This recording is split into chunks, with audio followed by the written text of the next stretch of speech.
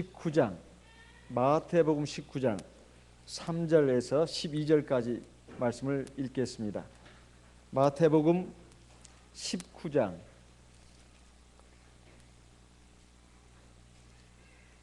마태복음 19장 3절부터 읽겠습니다.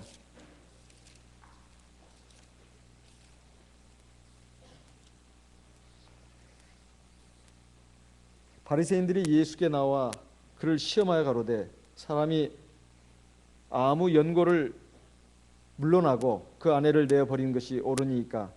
예수께서 대답하여 가라사대 사람을 지으신 이가 본래 저희를 남자와 여자로 만드시고 5절 말씀하시기를 이러므로 사람이 그 부모를 떠나서 아내에게 합하여 그 둘이 한 몸이 될지니라 하신 것을 읽지 못하였느냐? 이러한즉 이제 둘이 아니요 한 몸이니 그러므로 하나님이 짝지어 주신 것을 사람이 나누지 못할지니라 하시니. 7절 여짜오되 그러하면 어찌하여 모세는 이혼 증서를 주어서 내어버리라 명하였나이까? 예수께서 가라사대 모세가 너희 마음의 완악함을 인하여 아내 내어버림을 허락하였거니와 본래는 그렇지 아니하니라. 9절 내가 너희에게 말하노니 누구든지 음행한 연고 외에 아내를 내어버리고 다른 데 장가드는 자는 간음함이니라. 제자들이 가로되 만일 사람이 아내에게 이같이 할진대 장가들지 않는 것이 좋삼나이다. 11절 예수께서 가라사대 사람마다 이 말을 받지 못하고 오직 타고난 자라야 할지니라. 어미의 태로부터 된 고자도 있고 사람이 만든 고자도 있고 천국을 위하여 스스로 된 고자도 있도다. 이 말을 받을 만한 자는 받을지어다. 자, 여기에 주님의 말씀을 보게 되면 우리 인간의 삶에 있어서 중요한 그 가정의 문제를 지금 얘기하고 있습니다.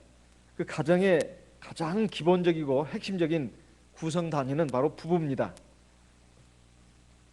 이 부부가 이혼하는 문제에 대해서 주님께서는 여기에 또 한 번 강조해서 말씀하고 있습니다. 일찍이 마태복음 5장에 주님께서 이혼 문제를 말씀하신 적이 있습니다. 그런데 여기에서는 바리새인들이 예수님을 시험할 목적으로 질문을 던진 것에 대해서 거기에 대한 답변 형식으로 나온 말씀입니다. 사람이 아무 까닭 없이 이유 없이 그 아내를 내어버리는 것이 옳습니까? 여기에 대해서 예수님은 창세기 2장의 말씀을 근거로 해서 답변을 주고 있습니다. 창세기 2장에 보게 되면 하나님께서 흙으로 남자를 지으시고 그리고 나서 그 갈빗대를 취해가지고 여자를 만드시고 두 사람을 한 몸이 되게 했습니다. 바로 이 말씀을 근거로 해서 지금 주님께서 답변을 주고 있는데, 특별히 5절의 말씀을 보게 되면 사람이 그 부모를 떠나서 아내에게 합하여 그 둘이 한 몸이 될지니라. 이건 창세기 2장에 있는 말씀과 같은 말씀입니다. 창세기 2장을 보겠습니다. 창세기 2장 21절부터 잠깐 확인해 보겠습니다. 창세기 2장 21절 창세기 2장 21절 창세기 2장 21절 여호와 하나님이 아담을 깊이 잠들게 하시니 잠들매 그가 그 갈빗대 하나를 취하고 살로 대신 치우시고 22절 여호와 하나님이 아담에게서 취하신 그 갈빗대로 여자를 만드시고 그를 아담에게로 이끌어 오시니 아담이 가로되 이는 내 뼈 중에 뼈요 살 중에 살이라. 이것을 남자에게서 취하였은즉 여자라 칭하리라 하니라. 24절 같이 읽어보겠습니다. 이러므로 남자가 부모를 떠나 그 아내와 연합하여 둘이 한 몸을 이룰지로다. 이 말씀을 예수님께서 인용을 하신 겁니다. 그래서 남자나 여자나 다 하나님이 만드신 존재인데 원래는 한 몸이라는 그런 의미가 들어있습니다. 그래서 이 세상에 남자로 태어났든 여자로 태어났든 다 불완전한 존재로 태어납니다. 그래서 남자나 여자나 때가 되면 그 반쪽을 그리워하게 되어 있습니다. 남자가 이제 자라서 성년이 되면 여자를 그리워합니다. 그리고 여자도 마찬가지입니다. 자기의 반쪽인 남자를 그리워한다 이 말이에요. 이건 본래 하나님이 남자와 여자를 한 몸에서 만들었기 때문에 그렇다 하는 것입니다. 그래서 결혼이라고 하는 것은 바로 그 반쪽인 남자, 여자가 합해가지고 한 몸을 이루는 원리입니다. 그래서 이것을 이제 한 몸이니까 절대로 나뉘어서는 안 된다. 이건 하나님이 짝져 주신 것이다. 이렇게 말하고 있습니다. 사실 세상에 남자와 여자를 보게 되면 이제 때가 돼서 결혼을 해가지고 부부가 되면 사실 이건 사람이 서로 좋아해가지고 부부가 된 것이지 어찌 그것이 하나님이 짝져 주신 것이냐 이렇게 생각할지 모르겠습니다. 근데 세상에 많은 그 부부들을 보게 되면 연애 결혼도 있고 연애 결혼 그리고 중매 결혼도 있습니다. 중매 결혼. 근데 연애 결혼이든 중매 결혼이든 사실 이건 하나님이 짝져 주신 것이다. 이런 말씀입니다. 연애 결혼은 사람이 짝지은 것이고 중매 결혼은 하나님 짝져 주신 것이다. 그런 말씀이 아닙니다. 어쨌든 이제 어떤 형식을 통해서 어떤 과정을 통해서 어떤 절차를 통해서 한 남자와 한 여자가 만나가지고 사랑을 하고 결혼을 했다면 이제 이것은 하나님이 짝지어 주신 부부다 하는 말씀입니다. 그러니까 정당한 이유 없이 갈라설 수 없다 이런 말입니다. 그래서 여기에 말씀을 보게 되면 7절에 이제 창세기뿐만 아니라 구약 성경을 잘 알고 있는 바리새인들이 모세 율법을 근거로 해가지고 지금 예수님 앞에 또 한 번의 질문을 던지고 있는 겁니다. 마태복음 19장 7절에 보면 여짜오되 그러면 어찌하여 모세는 이혼 증서를 주어서 내어버리라 말하였나이까. 그러니까 이혼 증서를 쓴다면 얼마든지 이혼할 수 있다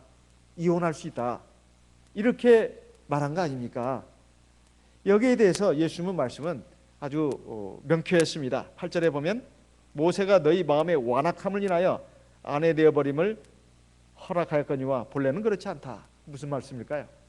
본래 하나님이 짝져 주신 부부 그 관계를 갖다가 사람이 함부로 깰 수 없다. 사람이 함부로 부부 관계를 정리할 수 없다. 이런 말입니다. 그런데 그 당시 많은 사람들이 자기 마음에 안 든다고 아내를 내어버리는 그런 경우가 있었다는 것입니다.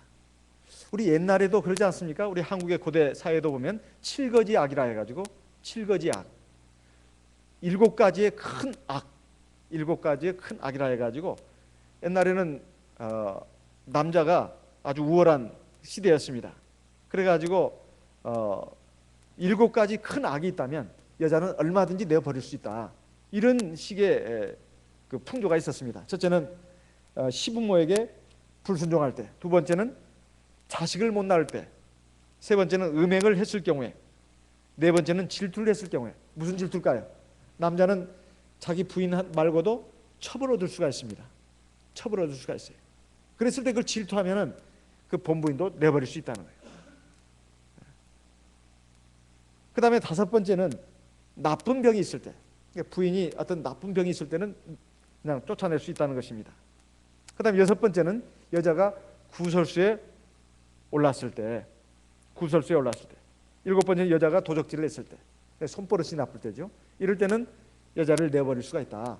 이런 것을 여자의 7거지 악 때문에 이혼의 정당한 사유로 삼았던 그 시대가 우리 한국의 풍습이었습니다. 이건 대단히 잘못된 것이죠. 너무나 남성본위의 잘못된 그런 것이었습니다. 그런데 예수님께서는 사람이 살다 보면 분명히 그 가정에 특히 부부간에 문제가 생길 수가 있다. 그랬을 때 무조건 이혼은 안 된다. 이렇게 말씀하지 않았습니다. 이혼의 사유가 있다는 것입니다. 그것은 뭐냐? 마태복음 5장 말씀을 보겠습니다. 마태복음 5장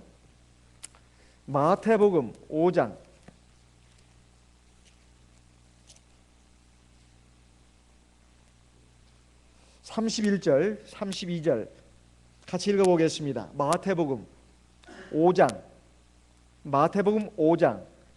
31절, 32절 같이 읽어보겠습니다. 또 일러스되 누구든지 아내를 버리거든 이혼 증서를 줄 것이라 하였으나 32절 나는 너희에게 이르노니 누구든지 음행한 연고 없이 아내를 버리면 이는 저로 간음하게 하며 또 누구든지 버린 여자에게 장가드는 자도 간음함이니라. 이게 음행의 연고가 있다면 아내를 버릴 수 있다. 이렇게 말씀하고 있습니다.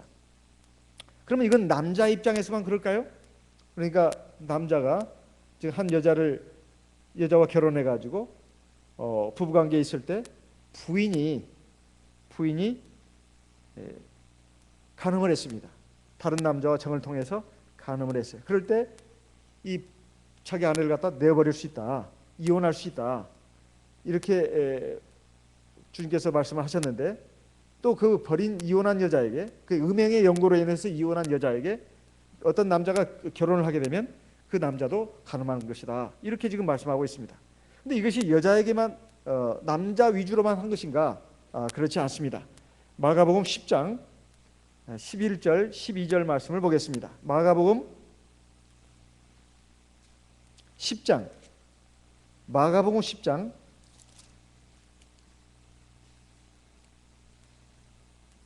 마가복음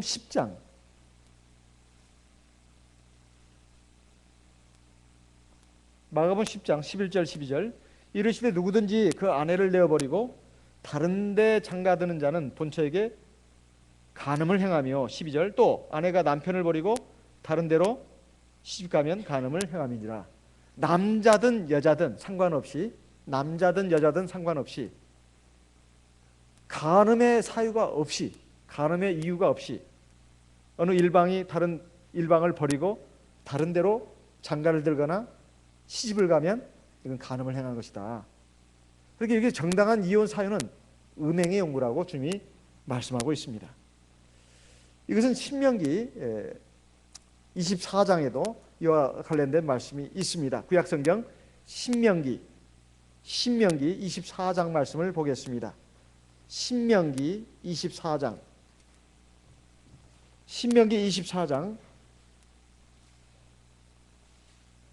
1절에서 4절까지 말씀을 읽어보겠습니다. 신명기 24장 1절 사람이 아내를 취하여 데려온 후에 수치되는 일이 그에게 있음을 발견하고 그를 기뻐 하지 아니하거든 이혼 증서를 써서 그 손에 주고 그를 다시 자기 집에서 내어보낼 것이요. 2절 그 여자는 그 집에서 나가서 다른 사람의 아내가 되려니와 그 후 부도 그를 미워하여 이혼 증서를 써서 그 손에 주고 그를 자기 집에서 내어보내었거나 혹시 그를 아내로 취한 후부가 죽었다 하자. 4절 그 여자가 이미 몸을 더럽혔은즉 그를 내어보낸 전부가 그를 다시 아내로 취하지 말지니 이 일은 여호와 앞에 가증한 것이라. 네 하나님 여호와께서 네게 기업으로 주시는 땅으로 너는 범죄케 하지 말지니라. 여기에 24장 신명기 24장을 보게 되면 무슨 간음이란 말이 전혀 나와 있지 않습니다. 그런데 여기 보면 사람이 아내를 취하여 데려온 후에 수치되는 일이 그에게 있음을 발견하고 수치되는 일이 뭘까요? 이것은 분명히 남녀 관계에서 일어난 일이라고 할 수 있습니다. 그러니까 어떤 남자가 한 여자와 결혼을 했는데 이 여자가 처녀인 줄 알았는데 나중에 보니까 결혼해서 보니까 이 여자가 이미 처녀가 아니더라 이 말이죠. 처녀가 아니에요. 예를 들면 전에 이미 결혼한 관계가 있다거나 아니면 음행한 그 전력이 있을 경우에 그것을 발견했습니다. 도저히 이건 처녀인 줄 알고 순결한 줄 알고 결혼했는데 그게 아니더라 이 말이죠. 그랬을 경우에는 이혼 증서를 써서 그 손에 줄 수 있다. 하지만 이혼하라는 말은 아닙니다. 우리가 하나님 말씀을 항상 잘 살펴야 합니다. 지금 이혼을 무조건 허용하는 것이 아닙니다. 하나님께서는 가급적 이혼을 하지 말라는 뜻입니다. 설령 과거에 부정한 행실이 있다 하더라도 같이 살 수 있다는 것입니다. 용서하고 같이 살 수 있다는 거예요. 하지만 도저히 나로서는 살 수 없다. 이건 정말 어떤 배신감을 느꼈다. 그리고 도저히 나는 마음에 이 여자를 사랑하고 싶은 마음이 안 생긴다. 이전에 이 여자는 이미 부정한 여자였기 때문에 그래서 나와 내 아내가 돼서 도저히 내가 용납할 수 없다. 성경은 음행이라는 말이 나오고 간음이라는 말이 나오는데 사실은 같은 말로 쓰입니다. 하지만 좀 구분을 한다면 간음이라는 말은 이미 혼인한 사람이 다른 혼인한 사람 혹은 혼인하지 않은 사람과 정을 통할 때 이걸 간음이라고 하고, 음행이라고 하는 것은 혼인 관계가 없는 사람, 아직 결혼하지 않는 사람이 세상에서 말하는 속도 위반이든 뭐든 다 해당됩니다. 이건 음행이라고 보는 것입니다. 물론 다행히 그 사람이 결혼을 하게 되면 이제 그것도 잘못된 것이지만은 이제 하나님께서 용서하신다고 우리가 한번 봤을 때, 어쨌든 그렇게 하지 않고 다른 또 대상과 결혼하게 되면 그건 음행이 되는 것이죠. 결혼 전에 남녀 간의 성적인 관계를 가질 경우에 이런 것을 음행이라고 한다 하는 것입니다. 히브리서 13장에 있는 말씀과 같이 모든 사람들은 혼인을 귀하게 여기고 침소를 더럽히지 말라. 하나님께서 음행하는 자와 간음하는 자를 엄하게 처벌하신다, 이런 말씀이 나옵니다. 그게 음행이라는 말도 나오고 간음이라는 말도 나온다. 그래서 그렇게 구분해 봤을 때 여기에 사람의 어떤 남자가 아내를 취한 후에 보니까 이 여자에게 과거에 남자 관계가 있었다는 것이죠. 그랬을 때 꼭 이혼하라는 말이 아닙니다. 이혼을 만약에 그 상태에서 만약에 여자를 버리게 되면 당시의 모세율법에 의하면 돌에 맞아 죽게 돼 있습니다. 이건 얼마나 잔인한 일이냐 이 말이에요. 그래서 도저히 내가 살 수가 없다. 살 수 있다면 살아라는 말입니다. 사랑을 가지고 그 여자를 용서하고 살아라는 뜻입니다. 그건 여자도 마찬가지라고 생각합니다. 여자도 남자가 총각인 줄 알았는데 결혼해 보니까 총각이 아니더라 이 말이에요. 그랬을 때 나는 이런 남자하고는 살 수 없다. 뭐 이렇게 해서 할 수도 있다. 이건 조금 더 연장선상에서 유추해석이라고 할 수 있습니다. 유추해석. 해석에는 유추해석과 확장해석이 있는데, 유추해석이라는 말은 가능한 의미 범위 내의 해석을 유추해석이라고 합니다. 확장해석이라는 것은 가능한 의미 범위 내를 벗어나는 걸 확장해석이라고 해요. 유추해석까지는 어느 정도 허용이 돼도 확장해석은 허용이 안 되는 것이 일반적인 원칙입니다. 그래서 유추해석의 원칙에서 본다면 한 여자가 한 남자와 결혼했는데 과거 남자가 이미 여자 관계가 있었고 총각이 아니더라. 오늘날의 그 기준으로 본다면 그렇다는 뜻입니다. 오늘날의 기준으로. 아까 마가복음 10장에 보게 되면 남자가 간음을 했을 때 혹은 여자가 간음을 했을 때 둘 다 이혼 사유가 된다고 했습니다. 그 원칙을 여기에 신명기 24장에 적용시켜가지고 해석을 해본다면 여기에 남자가 아내를 취해가지고 이제 보니까 이 여자가 과거에 좋지 못한 이미 그 남자 관계가 있더라. 그래도 용서하고 살면 좋지만 도저히 내가 용서가 안 된다.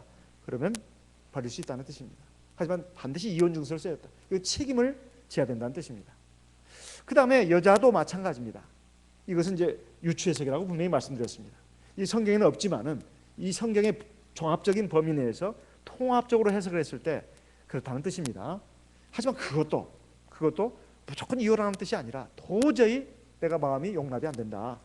나는 정말 처음 남자인 줄 알았는데 처음 여자인 줄 알았는데 이게 아니더라. 이랬을 때 그냥 무조건 이혼을 허락해 준다면 이건 하나님 보실 때 선하지 않다는 뜻입니다. 그래서 반드시 이혼 증서를 써서 하라는 것이고 이건 최소한으로 막겠다는 하나님의 뜻이 들어있는 것입니다. 어찌됐든 간에 우리가 남녀 관계에 있어서 특히 부부 관계는 굉장히 중요하다. 이것을 우리가 생각을 해야 되겠습니다. 그러지 않고서 우리가 그저 성격이 안 맞아서 살아보니까 너무 성격이 안 맞더라. 그래서 이혼한다. 이건 안 된다는 뜻입니다. 성격이 안 맞는 것은 당연합니다. 세상에 성격이 맞는 사람이 얼마나 있을까요? 원래 한 남자나 여자는 다른 가정, 다른 부모 밑에서 20여 년 이상을 살아왔습니다. 10대에 결혼한 사람 예외로 하고요. 적어도 20대에 결혼한다고 했을 때 30대에 결혼하면 마찬가지입니다. 20, 30년을 다른 가정에서 다른 부모 밑에 살아왔는데 어떻게 맞겠냐 이 말이에요. 한 집안에 나온 형제자매도 서로 성격이 안 맞는 경우가 많은데 어떻게 한 남자와 여자가 다른 가정, 다른 부모 밑에서 20년 혹은 30년을 성장해 왔는데 어떻게 그게 맞을 수 있겠냐 이 말이에요. 맞을 수가 없는 겁니다. 그리고 남자나 여자는 근본적으로 생각하는 것이 꼭 같지가 않습니다. 어떤 부분은 상당히 공통적이에요. 인간이기 때문에. 하지만 색깔이 다릅니다. 남자와 여자는 성향이 다르다 이 말이에요. 그래서 뭐 화성인 남자, 금성인 여자 뭐 이런 말도 어떤 책이 나왔다는 말이 들었습니다. 언어가 틀려요. 말을 하는 언어가 틀립니다. 그러니까 그것을 이해를 하지 못하면 이건 하나님이 주신 복된 가정을 이루기 어렵다. 그리고 원래 불완전한 남자와 여자가 하나가 돼서 한 몸이 되라는 것은 다 서로 간에 약점이 있다는 뜻입니다. 장점과 약점을 다 갖고 있다는 뜻이에요. 마치 이게 손가락을 보게 되면 남자 이걸 이걸 여자라고 하고 이걸 남자라고 했을 때 장점도 있고 그 장점 사이에 있는 단점도 있다 이 말이에요. 그래서 이렇게 남자의 장점이 여자의 단점을 보완해주고 여자의 장점이 남자의 단점을 보완해주면 이렇게 하나가 되는 것입니다. 이게 하나가 된다는 뜻이에요. 하나가 된다는 것은 그 전에 남자든 여자든 불완전한 존재라는 거예요. 제가 결혼식 주례를 좀 제법 지금까지 많이 했습니다. 그때 요즘에 와서 제가 하는 말은 그런 말입니다. 정말 사랑해야 된다. 사랑이라고 하는 것은 상대방의 장점만 사랑하는 것이 아니라 단점까지도 사랑해야 된다. 그건 쉽지 않은 일입니다. 처음에 시작할 때는 장점만 보고 사랑한다 이 말이에요. 그래서 장점만 보고 내가 저 사람 정말 좋아, 그러니까 결혼해, 그것이 아니라 이제 결혼해서부터 진짜 사랑을 해야 된다. 결혼이라고 하는 것은 사랑의 완성이 아닙니다. 진정한 사랑의 출발점이다 이 말이에요. 사랑한 결과로서 결혼하는 것이 아니라 사랑하기 위해서 결혼하는 겁니다. 그래서 결혼은 사랑의 완성이 아니고 사랑의 진정한 시작입니다. 그 사랑의 시작은 뭡니까? 바로 상대방의 장점뿐만 아니라 그 사람의 모든 것을 다 사랑하는 겁니다. 사람이 그 상대방의 문제점, 단점까지 사랑한다는 것은 쉽지 않습니다. 바로 내 장점으로 상대방의 단점을 채워주는 것입니다. 그 상대방도 마찬가지입니다. 그렇게 해서 하나가 되는 것입니다. 이것이 굉장히 중요합니다. 만약에 이런 사랑이 사라지게 되면 정말로 가정에 큰 위기가 닥칩니다. 부부관계 위기가 닥친다 이 말이에요. 그래서 그런 부분에 대해서 베드로전서 3장에는 이렇게 말씀하고 있습니다. 베드로전서 3장을 보겠습니다. 베드로전서 3장 베드로전서 3장 1절 베드로전서 3장 1절부터 보겠습니다. 아내된 자들아 이와 같이 자기 남편에게 순복하라. 이는 혹 도를 순종치 않는 자라도 말로 말미암지 않고 그 아내의 행위로 말미암아 구원을 얻게 하려 함이니 너희의 두려워하며 정결한 행위를 봄이라. 그 다음에 4절에 오직 마음에 숨은 사람을 온유하고 안정한 심령에 썩지 아니할 것으로 하라. 이는 하나님 앞에 값진 것이니라. 5절 전에 하나님께 소망을 두었던 거룩한 부녀들도 이와 같이 자기 남편에게 순복함으로 자기를 단장하였나니. 6절 같이 읽겠습니다. 사라가 아브라함을 주라 칭하여 복종한 것 같이 너희가 선을 행하고 아무 두려운 일에도 놀라지 아니하므로 그의 딸이 되었느니라. 이건 굉장히 요즘 시대에 보면 여자들이 발칵 일어날 말입니다. 하지만 성경의 말씀은 이렇게 되어 있습니다. 그러면 남자 위주로만 이렇게 하고 있느냐? 절대 그러지 않습니다. 분명히 여자는 남편에게 순복하라고 이렇게 되어 있어요. 그 다음에 7절에 보면 남편들에게 주는 말씀이 있습니다. 같이 읽어봅시다. 남편된 자들아 이와 같이 지식을 따라 너희 아내와 동거하고 저는 더 연약한 그릇이요 또 생명의 은혜를 유업으로 함께 받을 자로 알아 귀히 여기라. 이는 너희 기도가 약하지 아니하게 하려 함이라. 지금 여자들에게 지금 아내들에게는 공통적으로 말하는 말이 뭐냐? 남편을 주로 알고 순복을 해라 이런 말입니다. 근데 남편들에게는 뭐라고 말씀하고 있냐? 여기 지식을 따라 이 말은 하나님의 말씀을 따라 이 말입니다. 하나님의 말씀을 따라서 너희 아내와 동거를 해라. 그리고 그 아내를 생각할 때 더 연약한 그릇이다. 어떤 면에서 연약하다는 뜻일까요? 육신적으로 연약하다는 뜻도 있겠지만은 감정적으로 연약합니다. 여자들이. 그래서 감정이 섬세하다는 것을 인정하고 그 감정의 섬세함이 다치지 않도록 그것을 이렇게 보듬어 주라는 뜻이죠. 또 생명의 은혜를 유업으로 함께 받을 자로 알아서 귀하게 여기라. 여기 들어 있습니다. 그래서 에베소서에 있는 말씀도 마찬가지입니다. 에베소서 5장에 있는 말씀도 역시 그 부부간의 관계에 대해서 말씀하고 있는데 한번 보겠습니다. 에베소서 5장 22절, 에베소서 5장 22절 같이 읽어보겠습니다. 아내들이여 자기 남편에게 복종하기를 주께 하듯 하라. 그 다음에 26절 25절 같이 읽겠습니다. 25절 남편들아 아내 사랑하기를 그리스도께서 교회를 사랑하시고 위하여 자신을 주신같이 하라. 이렇게 되어 있습니다. 이 말씀을 한 번 더 강조해 가지고 28절 에베소서 5장 28절 같이 읽어보겠습니다. 에베소서 5장 28절 같이 읽어보겠습니다.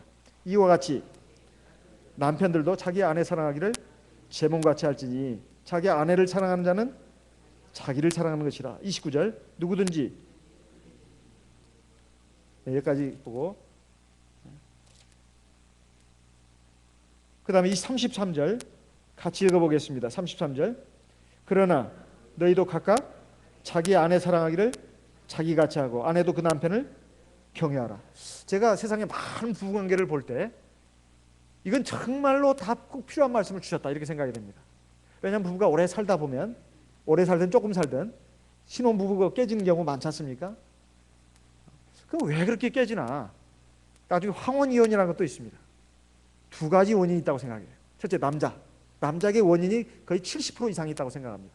제가 생각할 때 그 남자가 왜 문제가 있다고 생각하느냐?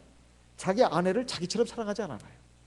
대부분 보면은 여자들은 남편에 대해서 굉장히 헌신적입니다. 굉장히 헌신적이에요. 남편이 뭐 아프거나 그러면 막 안절부절 못해요. 자기는 못 먹어도 남편은 막 주려고 합니다. 이게 거의 대부분의 아내들의 모습이에요. 근데 참 이상하게 남편들은 나중에 늙어서야 그 철드는 남편들이 많습니다. 자기밖에는 몰라요. 거의 대부분의 남편들이. 그러다가 이제 나이가 이제 좀 들어가면서 자기 아내가 눈에 띄기 시작하고 아내가 정말 자기가 헌신적이었다는 것을 비로소 뒤늦게 깨닫습니다. 그래서 나중에 아내가 먼저 죽게 되면 그렇게 서럽게 우는 사람들이 남편들이에요. 나 어떻게 사냐고 이제. 이렇게 하면서 보면은 남자들은 대부분 보면 자기 위주예요. 자기 몸은 엄청나게 챙기는데 아내를 잘 챙기지 않습니다. 그래서 가끔 TV에 막 아내가 병들었을 때 수발해 주는 것이 아주 그냥 미담처럼 나오는 것이 그게 보기 드문 일이기 때문에 그렇습니다. 자기 직장 그만두고 아내를 위해서 그냥 온갖 간병을 다 하고 이런 남편이 나오는 것이 아주 드문 현상처럼 나오는 것은 대부분의 남편들이 아내가 남편을 사랑하는 만큼 남편은 아내를 그렇게 사랑하지 않는다 이 말이에요. 그래서 여기 보면 자기 몸같이 사랑하라. 세상에 자기 몸을 누구나 자기가 다 사랑하잖아요. 조금만 아파도 그냥 걱정하고 막 좋은 거 먹으려고 하고 이거 다 자기를 사랑하는 모습입니다. 그런데 아내를 그렇게 사랑하라는 말이에요. 근데 남편들이 그게 잘 안 되고 있다 말이죠. 근데 여기 또 아내들에게는 남편을 복종하라, 또 남편을 경외하라 이런 말이에요. 이게 잘 안 되고 있다 말이에요. 이게 잘 안 되니까 이것을 권하는 것이 잘 될 것 같으면 무슨 말씀이 이렇게 주어지겠습니까? 그래서 아내는 남편을 존경하고 복종해라. 그리고 남편은 아내를 귀하게 여기고 사랑해라. 쌍방간에 잘해야 합니다. 어느 일방만 잘하고 어느 일방은 안 해도 된다. 그래서는 안 된다 이 말이에요. 그래서 남편이 집안에서 권위를 내세우면서 봐라 성경에 남편을 주라고 알고 섬기라고 했고 그러지 않아. 왜 복종해야지 왜 여자가 대들어? 이런 식으로 말해서도 안 되고 남자 일방적으로 또 여자도 마찬가지입니다. 여기 성경에 보면 아내를 자기 몸처럼 사랑하고 그러는데 당신은 왜 나를 사랑하지 않냐고 이렇게 말해서도 안 된다 이 말이에요. 남편은 남편대로 자기의 본분을 다하고 아내는 아내대로 자기의 본분을 다해서 이렇게 해서 완전한 부부가 되는 것이 행복한 가정을 이루는 가장 중요한 요소다 이런 말씀입니다. 그런데 혼자 사는 문제에 대해 이것저것 참 귀찮으니까 혼자 사는 게 제일 좋지 않겠습니까? 이렇게 제자들 가운데 한 사람이 물었습니다. 여기에 대해서 예수님이 뭐라고 답변하셨을까요? 마태복음 19장 10절 말씀을 보겠습니다. 마태복음 19장 10절 마태복음 19장 10절 제자들이 가로되 만일 사람이 아내에게 이같이 할진대 장가들지 않는 것이 좋삼나이다. 예수께서 가라사대 사람마다 이 말을 받지 못하고 오직 타고난 자라야 할지니라. 그러니까 독신으로 사는 것이 참 추천할 만하다, 이건 아닙니다. 주님은 분명히 말씀을 했습니다. 이건 아무나 그렇게 할 수 없다.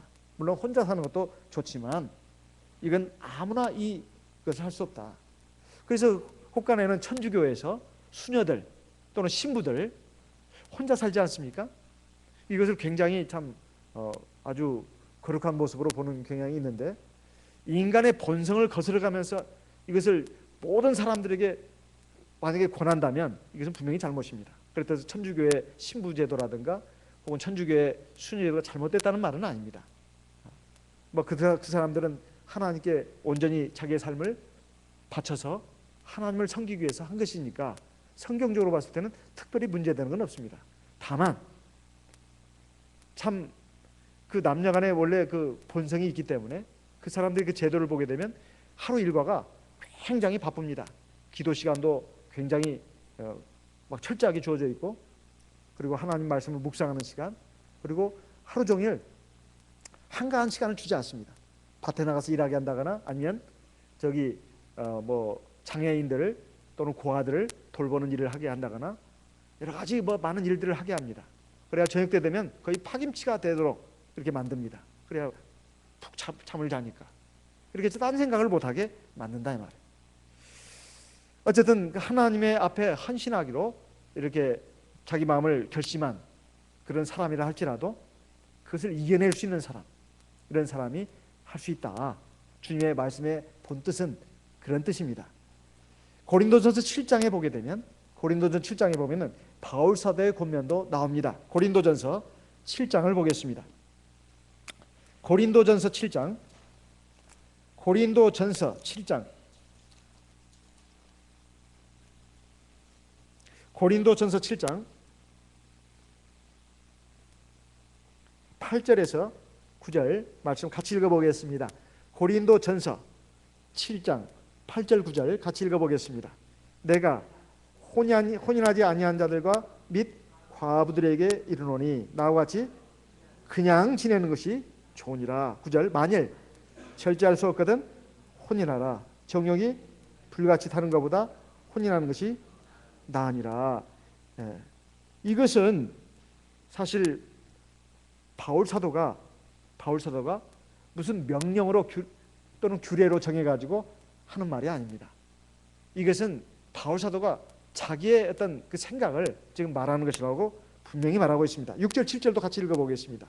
고린도전서 7장입니다. 6절 7절 같이 읽어보겠습니다. 그러나 내가 이 말을 하면 권도요 명령은 아니라 나는 모든 사람이 나와 같기를 원하노라. 그러나 각각 하나님께 받은 자기의 은사가 있으니 하나는 이라고 하나는 저라하니라. 사실은 그 앞에 말씀을 놓고 하신 말씀이지만 뒤에 말도 마찬가지입니다.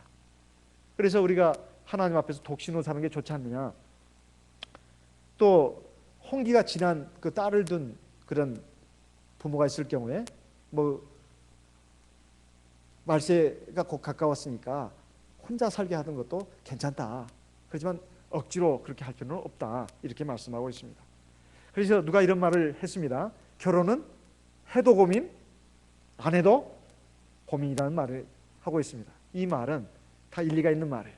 해도 고민이라는 것은 결혼해가지고 닥칠 여러 가지 많은 일들이 있습니다. 처음에는 다 사랑의 감정만 가지고 결혼을 하지만 막상 또 결혼을 해서 살아보면 또 현실이다 이 말이죠. 상대방의 여러 가지 장점과 단점이 다 나옵니다. 또 살아가면서 여러 가지 복잡하고 어려운 일들이 계속 밀려옵니다. 그랬을 때 거기서 짜증도 나고 힘든 것도 있고, 이랬을 때 사람의 믿음이라는 것도 그 늘 최고조에 있는 것이 아니기 때문에 또 이렇게 바닥으로 내려갈 때도 있습니다. 그랬을 때 위기가 닥칠 수 있다 이 말이에요. 그래가지고 막 그 가정의 위기에, 부부관계가 위기에 처하는 경우도 있는데, 이럴 때 정말 중요한 것이 뭐냐, 바로 믿음으로 하나님을 경외하고 하나님 전에 나오는 것입니다. 그래서 믿음으로 하나님 전에 나와서 예배드리는 그런 신실한 크리스찬 부부들은 가정이 그래도 건전합니다. 가정이 건전해요. 제가 미국의 예를 들어보니까 미국의 이혼율이 굉장히 높지 않습니까? 근데 최근에 와서는 우리 한국도 이혼율이 굉장히 높아져서 미국을 추월했다고 합니다. 그런데 미국에서도, 그렇게 이혼율이 높은 미국에서도 독실한 크리스찬 가정들은 이혼율이 극히 낮다고 합니다. 이혼율이 극히 낮다고 그래요. 이런 통계를 제가 접한 적이 있고 또 어떤 분을 통해서도 들은 바가 있습니다. 이것은 비단 일반 기독교인뿐만이 아니라 우리 참여수교 성도님도 마찬가지입니다. 아무리 믿음 안에서 결혼을 한 부부라 하지라도 신앙생활을 잘 하지 않는 경우에, 부부간의 일방이 또는 쌍방이 신앙생활을 잘 하지 않는 경우에는 마귀가 가만 놔두지 않습니다. 신앙생활을 잘 하는 부부들도 마귀가 계속 공격을 할 수도 있는데, 신앙생활을 제대로 하지 않는 그런 부부들이 마귀의 공격을 이겨낼 수 있을까요? 쉽지 않은 일입니다. 이미 사상이 틀립니다. 믿음을 가진 우리 교회 성도와 믿음을 갖지 않는 불신자 배우자와 생각이 같지 않아요. 그러니까 늘 이 사사건건 갈등이 일어나고 고통이 옵니다. 그걸 참고 견디면서 살아갈 뿐이에요. 그러니까 그런 문제를 생각해서라도 우리 자녀들이 믿음 안에 결혼을 할 수 있도록 우리가 늘 기도해야 되고, 늘 어려서부터 자녀들의 이성관계에 대해서 관심을 가지고 주시를 해야 합니다. 그리고 늘 가르쳐야 합니다. 나중에 때가 돼가지고 이제 어떻게 되겠지 이렇게 생각하면 안 됩니다. 특히 사춘기로 접어들 때부터 또 어렸을 때부터 계속 이성교육에 대해서 얘기를 해야 합니다. 믿음 안에 특히 자녀들을 믿음으로 키우는 것이 제일 중요하고, 두 번째는 믿음으로 키우더라도 교회 안에 있더라도 부실한 신앙생활을 할 경우에는 반드시 문제가 발생할 수 있습니다. 그러니까 이런 것을 생각해서 말세로 갈수록 성적인 관계가 굉장히 문란해지고 또 부부관계가 굉장히 많은 위기에 부딪히기도 합니다. 이건 마귀의 공작입니다. 마귀가 사람의 약점, 사람의 연약한 감정을 이용해 가지고 계속 틈을 만들고 부부관계가, 믿음과 사랑의 부부관계가 깨지게끔 자꾸 만드는데 마귀가 역사를 하고 있다는 것입니다.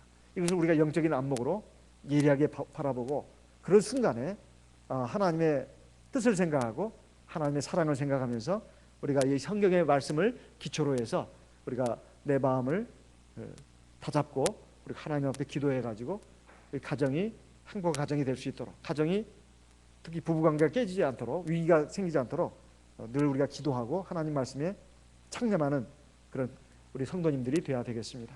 오늘 이 시간 들으신 말씀을 우리 마음에 새기면서 다 같이 기도하겠습니다. 우리 가정을 위해서, 그리고 교회를 위해서, 그리고 세상에 많은 불신자들을 위해서, 그들의 구원을 위해서 우리 같이 기도하도록 하겠습니다. 하나님 앞에 다 같이 기도하겠습니다.